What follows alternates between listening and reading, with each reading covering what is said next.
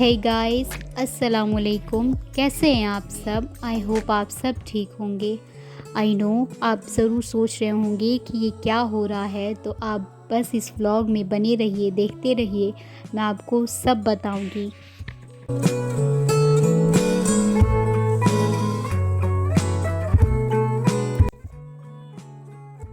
New stitch जो इसमें रह गया है, इसकी वजह से अब ये ब्लीडिंग हो रही है क्योंकि ये ज़ख़म बन गया है। जी गाइस, तो ये वही स्टिच थ्रेड का नॉट है जो जो स्पेस आप देख रहे हैं, यहीं पे इसके अंदर की तरफ था बिल्कुल, जिससे ये बिल्कुल ज़ख़म बन गया और उससे पस आने लगा। पस guys it's a liquidy yellowish thing जो कि ज़ख़म हो जाता है तो उसमें से आता है। तो ये सब हुआ मेरे 5th सेमेस्टर के एग्ज़ाम से पहले, ये सब हुआ एक दिन पहले। तो क्या हुआ ना गाइस, डॉक्टर ने मुझे 20 डेज़ अगो बुलाया और उन्होंने बोला कि अब आपकी सारी स्टिचेस कटेंगी। तो उन्होंने सारी स्टिचेस कट कर दी। एक बहुत छोटा डॉट सा स्टिच था, वो नहीं निकल पा रहा था। तो डॉक्टर ने बोला बेटा आप अपना फेस टर्न करो। तो मैंने कहा डॉक्टर क्यों? तो उन्होंने बोला ये डॉट जैसा स्टिच है वो अंदर की तरफ है, वो नहीं निकल रहा। तो मैंने कहा उससे क्या प्रॉब्लम होगी, डॉट जितना तो है। तो उन्होंने बोला नहीं बेटा, अगर हम अभी नहीं निकालेंगे तो इससे ज़ख़म बन जाएगा और फिर पस आने लगेगा और उसे प्रॉब्लम हो जाएगी, दूसरा ऑपरेशन की ज़रूरत पड़ेगी। तो थोड़े से पेन में अभी निकलवा लो आप। तो मैंने कहा ठीक है। तो फिर मैंने टर्न किया और उन्होंने निकाला, थोड़ा सा ब्लेड से उतना एरिया कट करके निकाला उन्होंने। तो गाइस आप यही सोच रहे होंगे ना कि मुझे इतना लेट कैसे पता चला।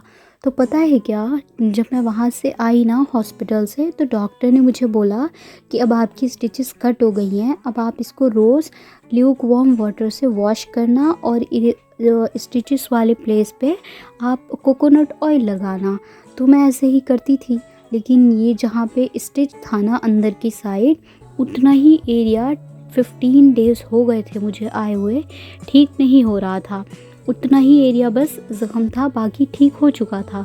तो एक दिन क्या हुआ, उतने एरिया पे काफ़ी पेन हुई मुझे। तो मैंने उसे अपने हाथ से प्रेस करके देखा तो उसमें से कुछ वाटर जैसा निकलने लगा। तो फिर मैंने उसको ग्लव्स पहन के निकाला, जब उतना एरिया साइड से वो प्रेस करके, तो मुझे कुछ ब्लैक सा दिखा अंदर की तरफ।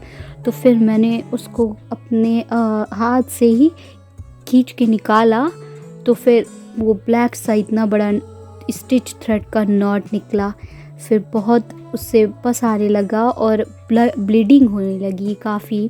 और उसके ठीक नेक्स्ट डे मेरा पेपर था। तो क्या हुआ, फिर मेरे भैया उन्होंने रात में ही उन्होंने फिर बीटाडीन से काफ़ी वॉश वगैरह किया और ड्रेसिंग की, और उसी रात में ही हमने अपॉइंटमेंट लिया, इमरजेंसी अपॉइंटमेंट लिया। इसको ना आप अभी तो लगे रहने देना। तो ये कल सुबह गाइस ये खोलना। हॉस्पिटल का ही है। जब डॉक्टर मेरा ड्रेसिंग कर रहे थे, मैं ज़्यादा रिकॉर्ड नहीं कर पाई क्योंकि हॉस्पिटल में वीडियो रिकॉर्ड करना ना अलाउ नहीं है उतना। तो ये डॉक्टर अच्छे थे तो मैंने थोड़ा बहुत रिकॉर्ड कर लिया। तो आप देख सकते हैं कि कितनी बारिश हुई। हम सुबह 7 बजे निकले, उसी दिन मेरा पेपर था 10:30 पर, इकोनॉमी का 5th सेमेस्टर एग्ज़ाम। तो अब क्योंकि हमने इमरजेंसी अपॉइंटमेंट रात में ही ले लिया था, तो हमें मॉर्निंग में डॉक्टर ने बोला कि आप जल्दी आ जाना। मैंने उनको बोला कि डॉक्टर मेरा तो मॉर्निंग में पेपर है। तो उन्होंने कहा कोई बात नहीं, हम लोग ट्राई करेंगे कि आपको जल्दी से यहाँ से जो ज़ख़म है और हम आपको जल्दी भेज देंगे। तो फिर क्या हुआ कि 9 बजे तक वो डॉक्टर ही नहीं आए थे, और यहाँ से मुझे पूरा लग रहा था कि मुझे एग्ज़ाम वहीं से लिखना होगा। तो मैं अपना सारा A4 साइज़ शीट, पेन्स वगैरह ये सब मैं लेकर गई थी कि आज मुझे हॉस्पिटल से ही एग्ज़ाम देना है। लेकिन फिर अल्लाह के शुक्र से वो 9:30 तक आ गए और फिर जल्दी जल्दी उन्होंने मेरा ज़ख़म देखा, एग्ज़ामाइन किया और ड्रेसिंग की। तो फिर उन्होंने बोला ड्रेसिंग करने के बाद कि वो बैंडेज मुझे नेक्स्ट मॉर्निंग तक रखनी है। और फिर हम जल्दी फिर वहाँ से आए। ऑटो वाले ने बहुत स्पीड में ऑटो चलाया और 10:20 पे मैं आ गई थी। मैं आपको क्या बताऊँ, मेरी हार्ट बीट उस टाइम इतनी ज़्यादा तेज़ थी, मेरा ब्लड प्रेशर बहुत हाई था, मुझे बहुत टेंशन हो रही थी। लेकिन अल्लाह के शुक्र से मैं 10:20 तक घर पे पहुंच गई। फिर मैंने जल्दी जल्दी अपना पेपर लिखा जितना मुझे आता था, तो मैंने लिखा, अल्लाह के शुक्र से ठीक गया। अब बस अच्छे नंबर्स भी आ जाए इंशाल्लाह। फिर उसके बाद मैंने रिलीफ की सांस ली।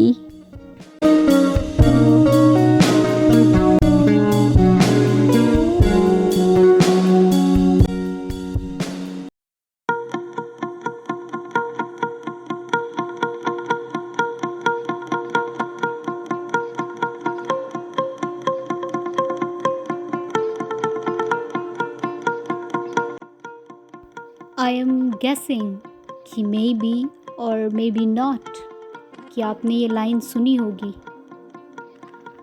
Every new day is a chance to begin again. So that's what I am following now a days.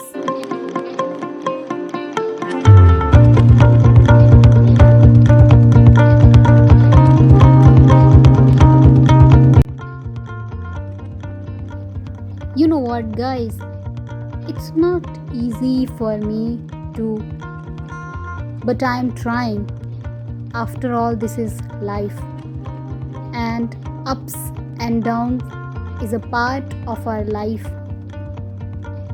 So we have to calm ourselves. We have to fight.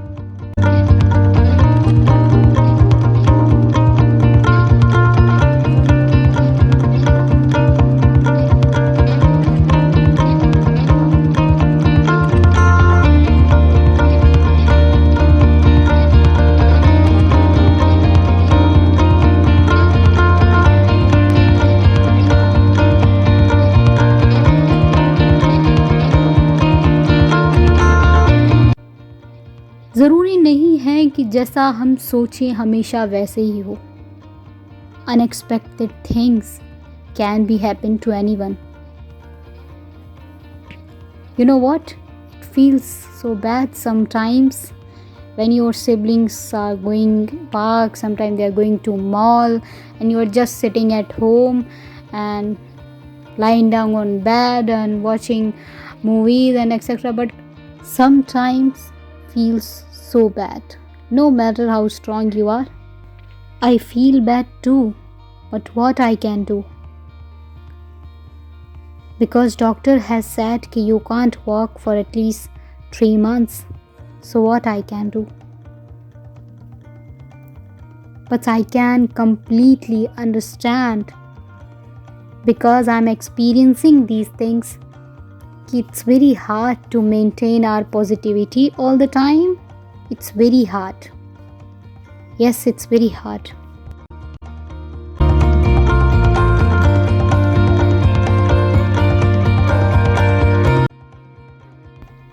But again, we should try to be positive,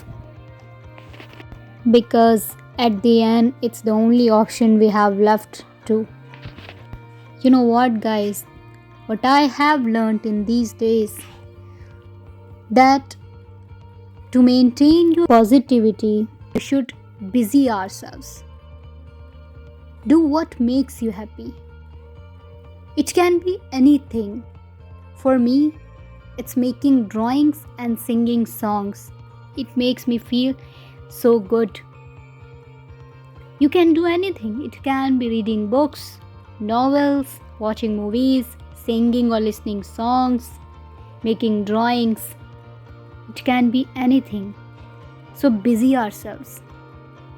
You can see here, I am doing too. When my siblings were going to attend Christmas celebration, I was making drawing to busy myself. At some point of time, I miss that if I was able to walk, could go with them. You know what? This if broke your positivity. This if is a problem. But ये if ही तो है जो दिमाग से जाती भी नहीं है।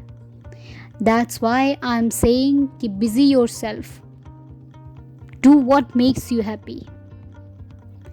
Ups and downs are a part of life.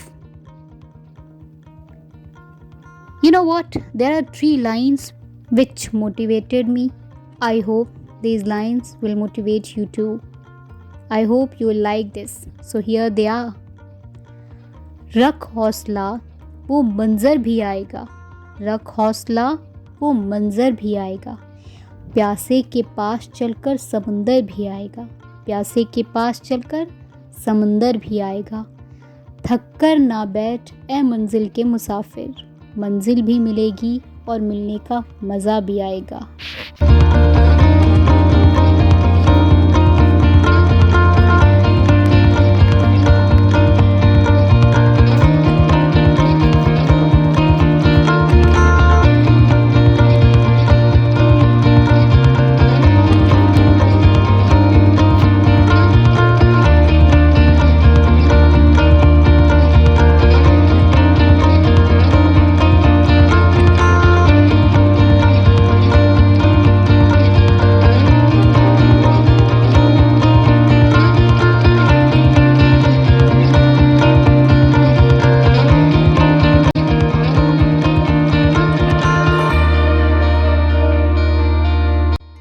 So as you can see here, ये रेडी हो रहे हैं जाने के लिए and I was making my drawings. तो गाइस लास्ट में मैंने वो सारी ड्राइंग्स शेयर की हैं आपके साथ जो मैंने अभी तक बनाई हैं। I hope you will like this and I have share one of my song, it's just 2 line.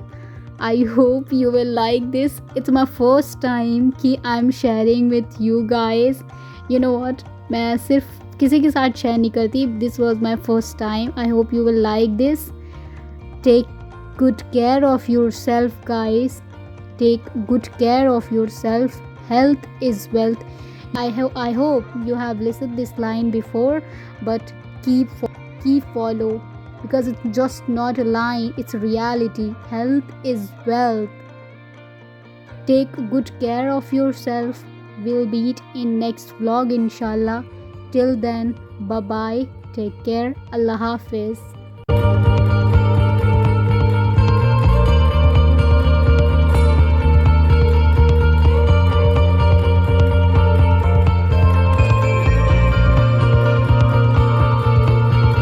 ये कर लो, मेरा भी ले रहे हैं मॉल से आने के बाद भी।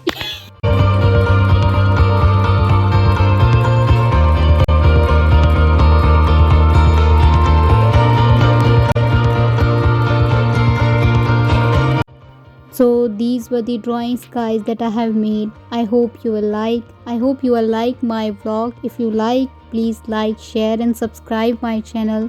See you. Allah Hafiz.